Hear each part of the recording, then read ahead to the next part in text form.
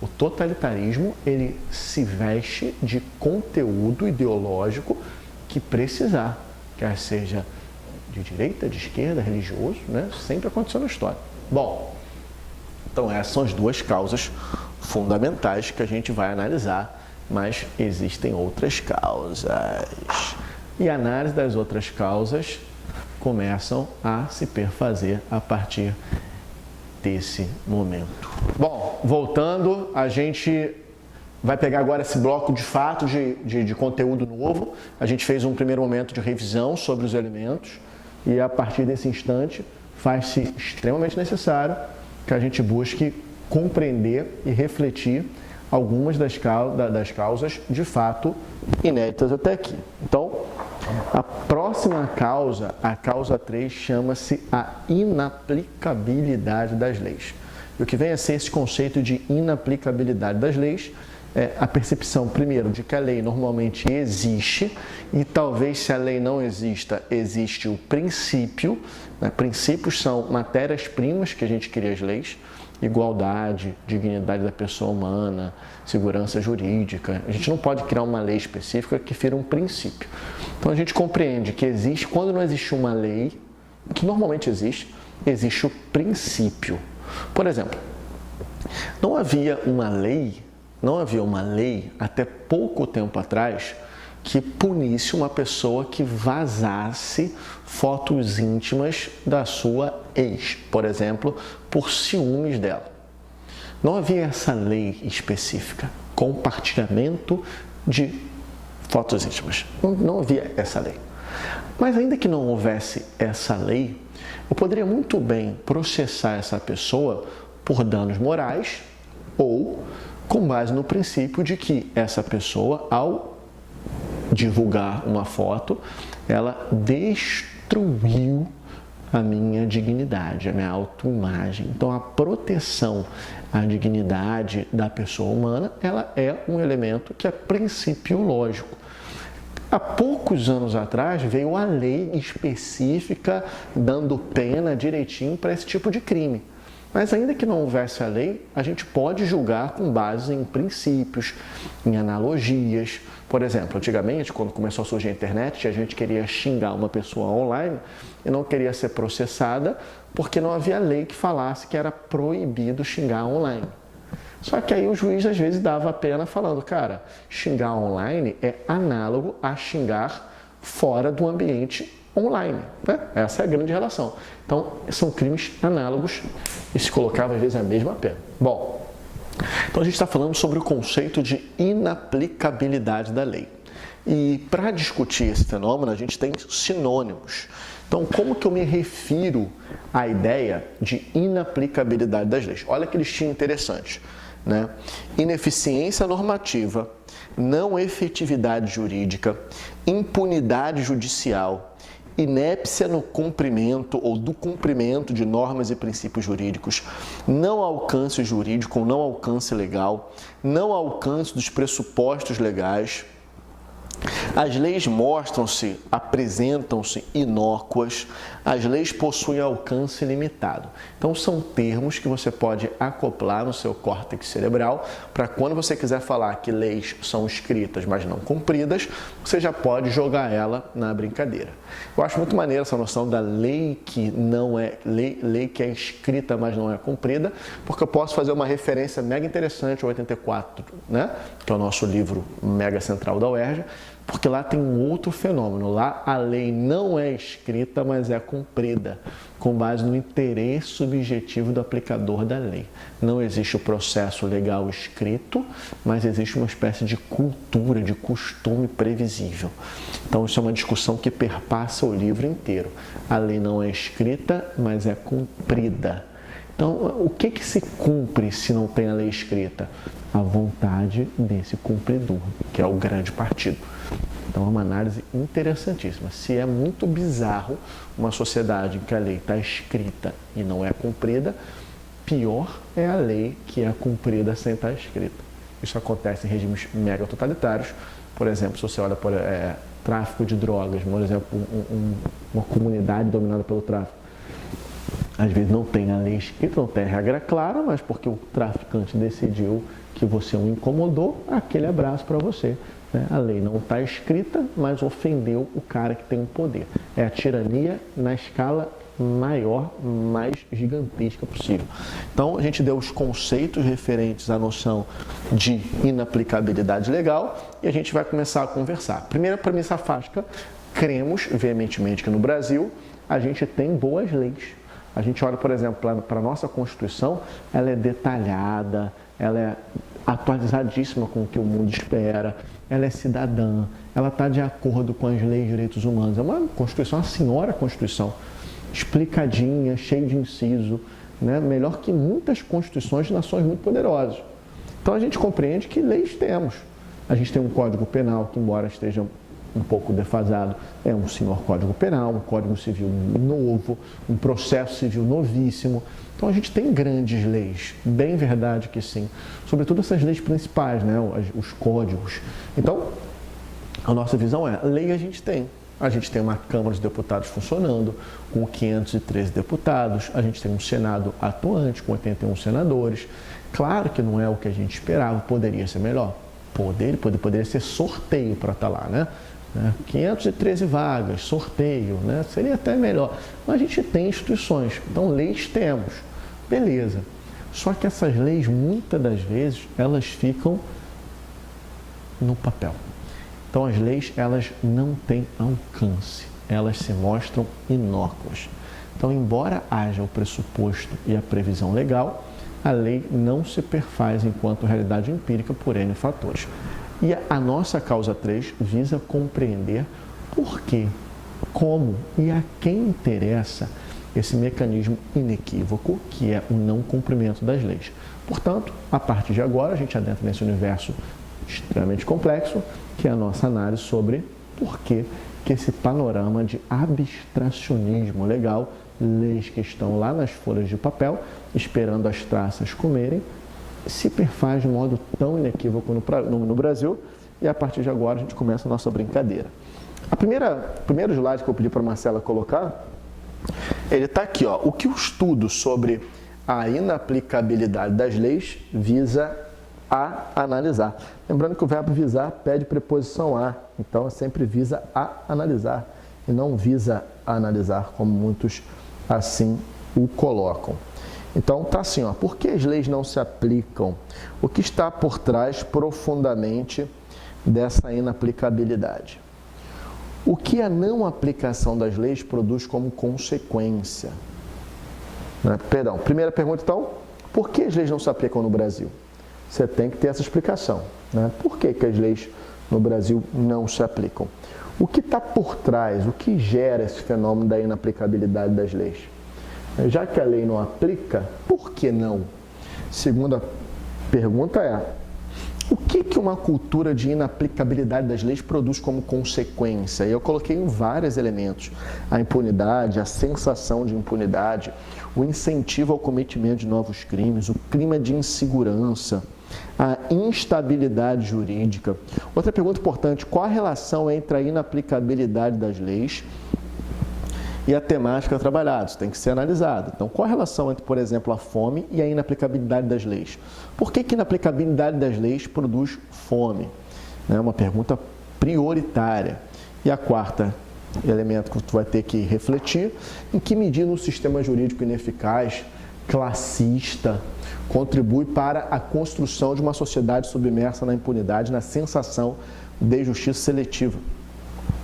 Em que essa realidade impacta na perpetuação de inúmeras problemáticas sociais e políticas do Brasil.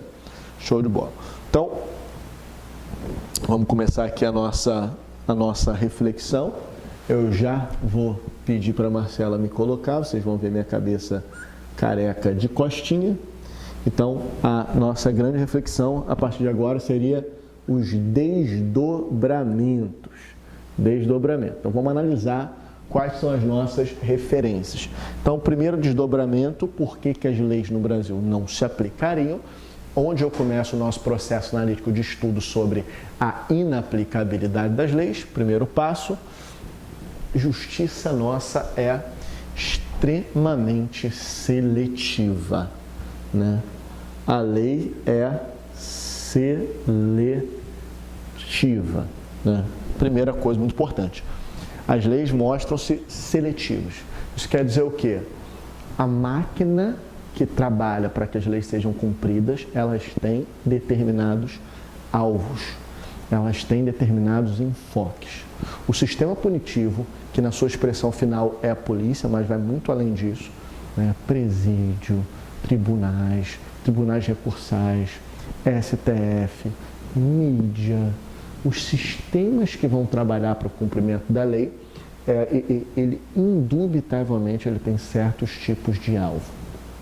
A nossa grande reflexão é quem são os alvos e por que são os alvos. A discussão que o Rodrigo vai fazer com vocês, ele vai deixar claro a partir da obra de um sujeito chamado Luc Vaquin, que o nosso sistema prisional pune a miséria. Muitos crimes são cometidos a cada segundo, mas a justiça visa sempre catar determinados tipos de crime. Isso não tem muito a ver com a capacidade de lesão que aquele crime comete. Quando você pega, por exemplo, Brumadinho teve uma capacidade de lesão, de prejuízo imensurável. E a gente não fala sobre cadeia 40 anos para os acionistas da empresa. Quando a gente pensa políticas públicas irresponsáveis e genocidas, a gente não está falando do cara ser condenado a 38 anos de cadeia em regime fechado na Sibéria, porque deveria. Então, os crimes escolhidos para serem punidos, e a gente vai ter dado aqui, não é porque são os mais perigosos. Não, às vezes nem são. Roubo sem mão armada não é perigoso. E são muito punidos. Então, a nossa discussão é, essa justiça que a gente tem, ela escolhe. A nossa reflexão é a quem escolhe e por que escolhe. E a última reflexão é quem escolhe esse elemento. Então a gente constata, ao analisar, por exemplo, o panorama prisional brasileiro e olhar nitidamente que, embora vivamos em uma sociedade em que os furtos são extremamente comuns, a cor do presídio é negra. E se roubar patrimônio significa retirar de alguém aquilo que lhe é de direito, a gente chega a uma conclusão que o processo de sonegação de imposto é roubar do Estado aquilo que lhe é de direito. Como o Estado não é governo, inclui a população, toda vez que alguém sonega determinada quantia, ele está retirando da própria população. E se a gente for prender todo sonegador de imposto no Brasil, a gente não tem terreno para construir esses presídios. Um bandido que rouba determinada coisa na casa de alguém, ele está tirando de alguém aquilo que lhe é de direito. Ele é um criminoso. Eu não sou contrário de ser preso, não. Mas a quantidade de crimes cotidianos que retiram de alguém aquilo que lhe é de direito é imedível. Quando o Estado te diz que garante a você direitos como segurança, vida, saúde, educação, moradia, vestuário, tá na lei, vestuário, e ele retira de você aquilo que lhe é de direito, ele está te roubando também. Só que, infelizmente, só alguns são punidos. Porque uma pessoa que sonega imposto, ele é multado. E são multas assim, que doem, mas não se compara com o que vai acontecer com um pobre, negro, periférico que roubar o telefone se ele for pego.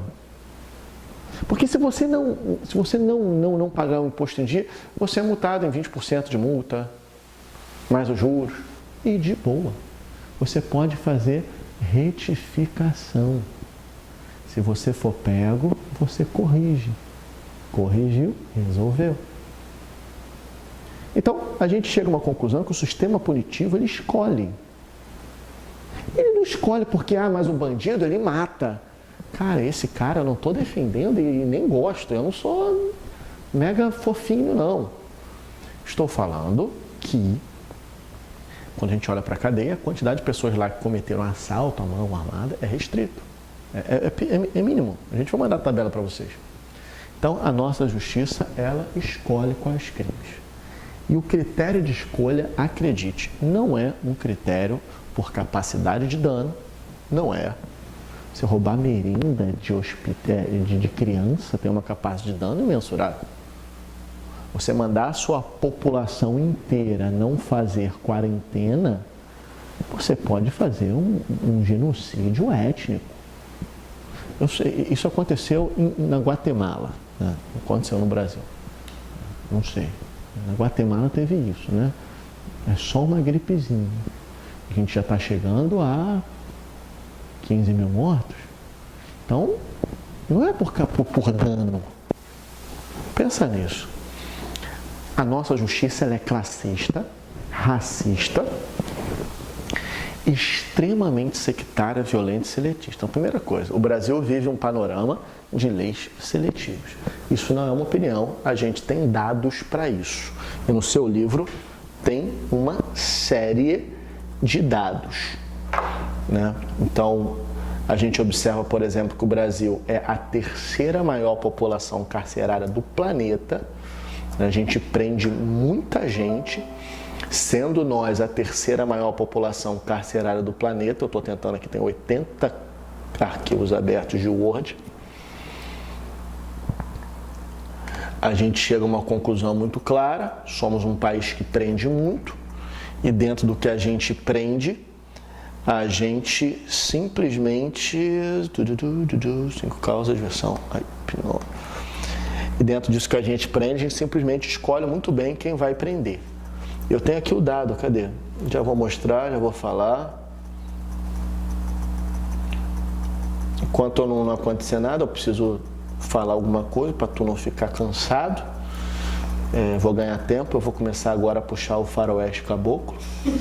Não tinha medo, tá o João de Santo Cristo, era o que todos diziam quando ele se perdeu. Deixou para trás todo o marasmo da fazenda. Achei.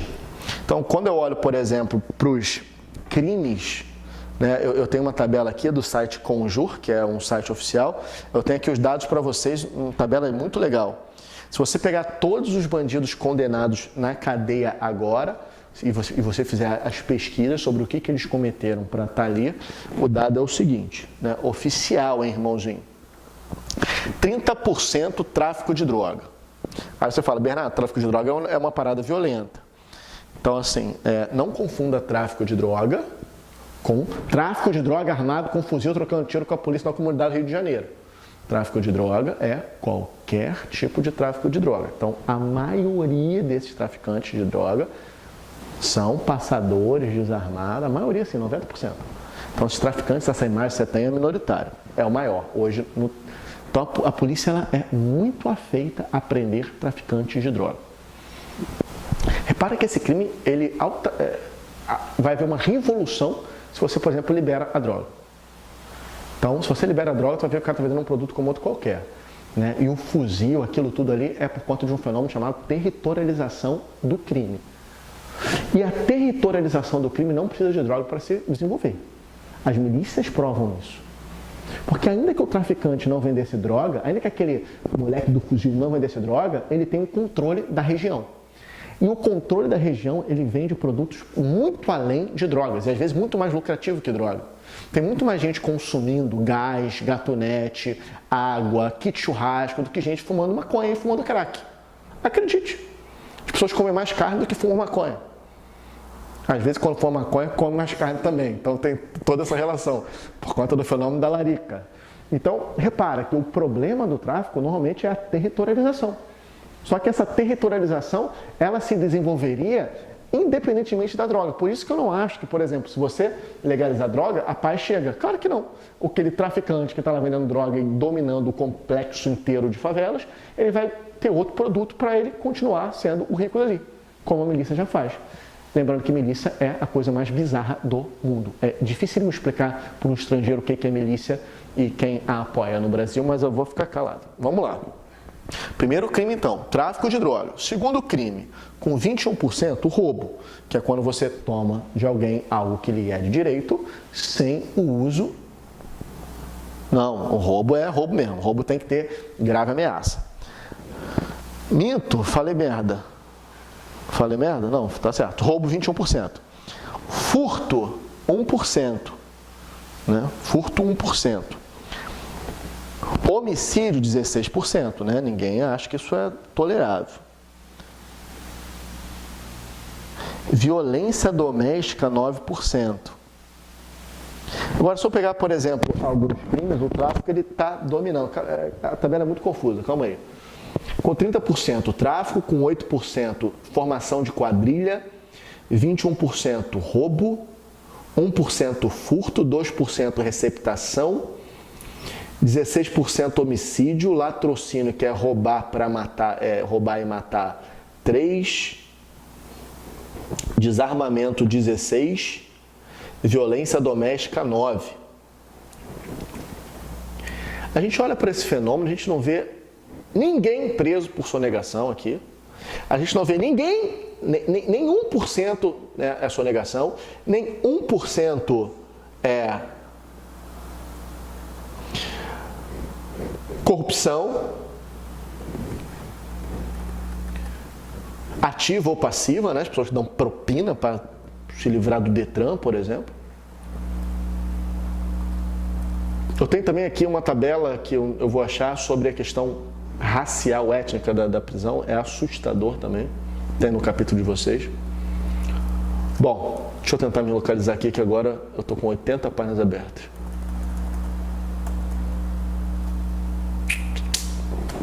Justiça seletiva, primeira coisa. Então, por que a justiça seletiva? Né, a gente pode marcar como um dos principais vetores, né? A gente pune os pobres, a gente pune normalmente as pessoas que a gente quer ver longe, tudo isso são fenômenos interessantes. Causa subitem número 2. Subitem número 2. A gente vai falar então sobre a precarização da justiça. Fenômeno extremamente necessário. O Brasil é um país em que os crimes são cometidos, né? A gente não pode também achar que aqui está de boa, que a polícia é toda errada. Claro que não. A gente mora num estado em que, devido ao fato das políticas públicas serem restritas, da gente viver mais ou menos ao Deus dará, devido ao fato de sermos um país desigual, um dos 10 mais desiguais do planeta, a gente é um país que é uma espécie de laboratório propenso a muitos crimes.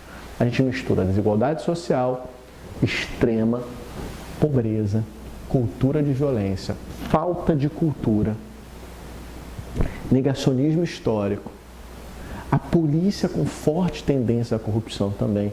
Então a gente faz uma espécie de salada, uma espécie de caldo, que a possibilidade de você criar todas as condições para a violência se perfazer são tremendas.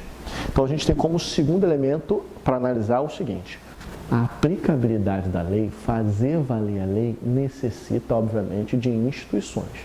Senão vira cada um por si. Não é disso que a gente está falando. A gente precisa, então, de instituições. Essas instituições, elas começam na polícia, passam pelos tribunais e tantas outras instituições.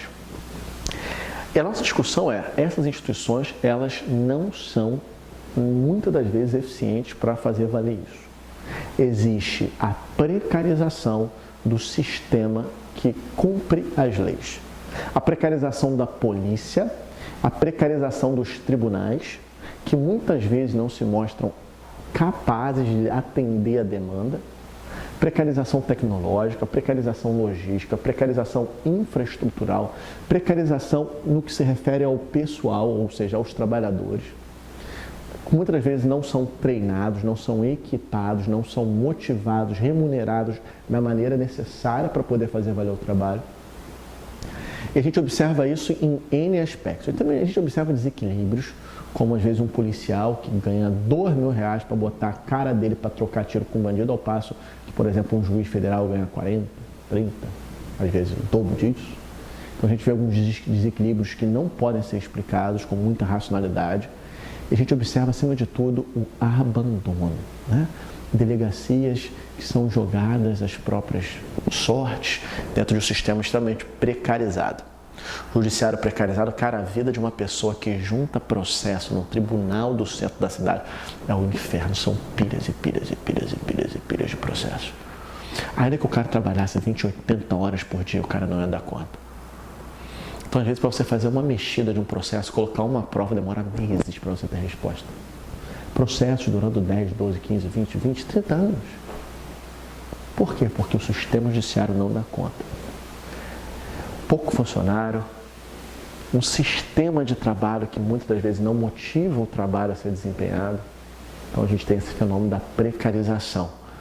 O sistema judiciário está deficitário. Quando a gente pega, por exemplo, o filme Tropa de Elite para fazer análise, a gente vê muito isso. Os carros sendo largados, a delegacia ferrada, e cada um buscando, né, sustentar a sua realidade, a sua rotina, porque a resolução completa e complexa do problema é impossível fazer. Então a gente tem um fenômeno fundamentabilíssimo para fazer essa análise, que é o processo de precarização do Poder Judiciário. Lembrando que, veementemente, precarização não é estar ruim. Não é sinônimo. Quando a gente conversa a ideia de precarização, a gente compreende que você promover a precarização do Poder Judiciário significa dolosamente que você foi o agente causador daquele universo de precariedade. Não é um empobrecimento porque é uma necessidade inequívoca, não. A precarização mostra um projeto doloso de esvaziamento daquele órgão ou instituição. A precarização do judiciário estuda essa engrenagem política de esvaziamento daqueles órgãos, talvez para que diminua de fato a eficácia deles. Precarização não é sinônimo de precariedade. Nunca se esqueça disso. Bom, quando a gente analisa a precarização do sistema judiciário, a gente tem uma explicação interessante que você vai encontrar no livro, né? Não precisa colocar isso aqui na projeção. Vamos falar então sobre o terceiro item, que é a não representatividade. Então, 2, precarização. E 3, a não representatividade. Eu não sou bom de quadro, né, gente? Putz.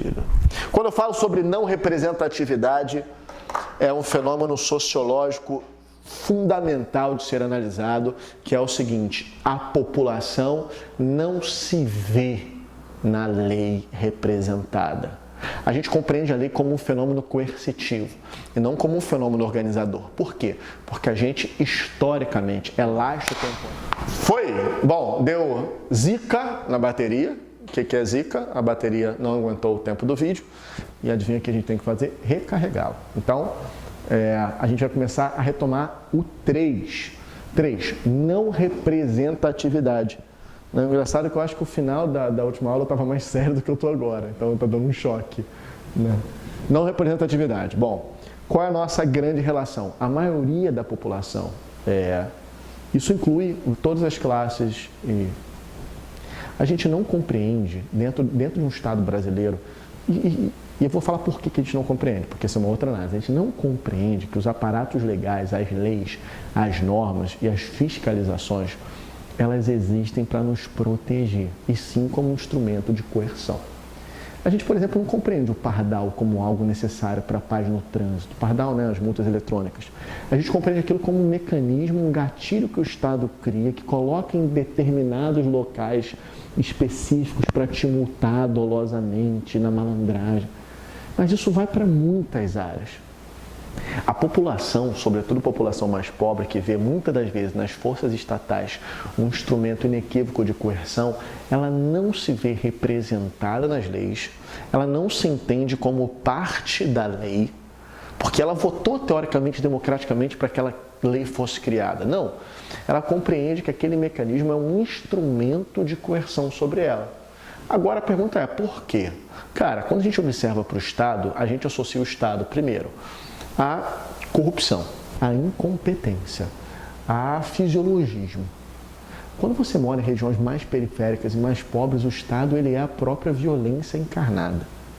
Vá você explicar para uma pessoa que teve seu amigo inocente, fuzilado por forças do Estado, por engano, como toda hora acontece, como aconteceu com a menina Ágata. Vá você explicar para os amiguinhos da Ágata que o traficante que dá a bola de futebol para ele na época do Natal, que ele é o mal e aquele policial é o bem. É confuso, porque o policial é o Estado. Ou seja, cria-se narrativas de microespaço de verdade que precisam ser compreendidas de modo complexo. Porque se você analisar complexamente, talvez a grande descoberta que você de fato venha a perceber é que talvez o Estado seja de fato inimigo deles. Que eles não são pessoas que entenderam mal a realidade.